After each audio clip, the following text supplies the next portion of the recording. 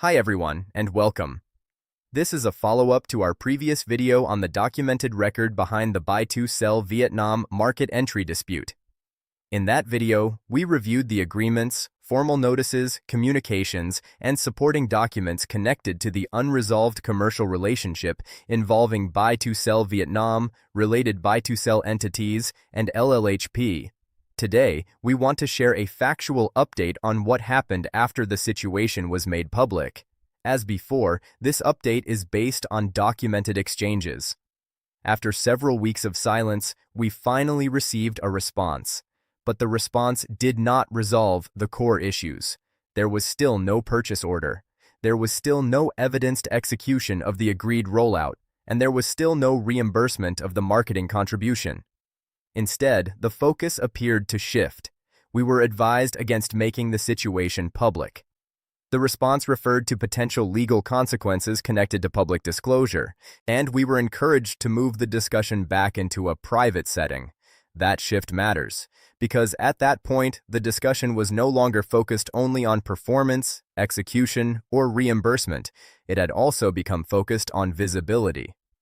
Stay with me until the end, because the final part connects the record in a way that makes the wider accountability question much harder to ignore. Our reply was straightforward. This is not about perception. It is not about tone. It is about contractual obligations. And we clearly restated the two possible outcomes.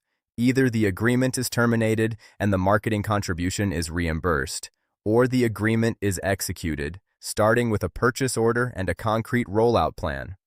Following that exchange, we received another update. The case was described as being under internal review with a request for approximately 2 additional weeks.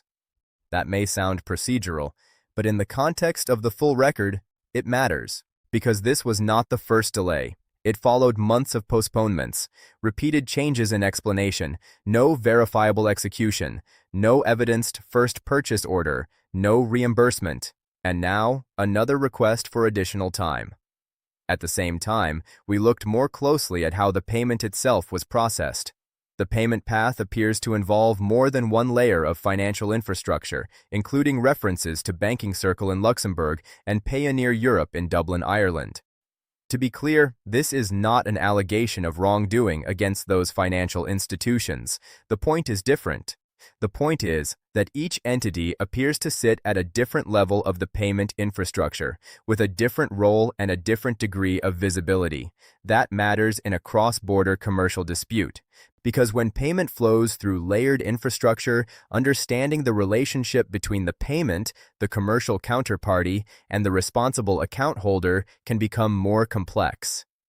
When we contacted the institution involved, the response indicated that Banking Circle in Luxembourg did not hold the end-customer relationship and did not have visibility on transaction-level activity. So once funds move through this type of structure, the connection between the payment and the underlying commercial relationship can become more fragmented from the perspective of the party trying to reconstruct what happened. This introduces a broader question. In international partnerships, when contractual responsibility, operational execution, and financial flows are spread across multiple entities, where does accountability actually sit? That is the real issue. We remain open to resolving this professionally. Recovery remains the first objective. But this is no longer only about one delayed purchase order. It is about a documented sequence, a requested and paid marketing contribution, no evidenced first purchase order, no verifiable execution matching the original representations, no reimbursement after the contractual trigger, a formal reimbursement request, a formal termination notice, a response only after public visibility increased, and then a request for more time. That sequence deserves scrutiny.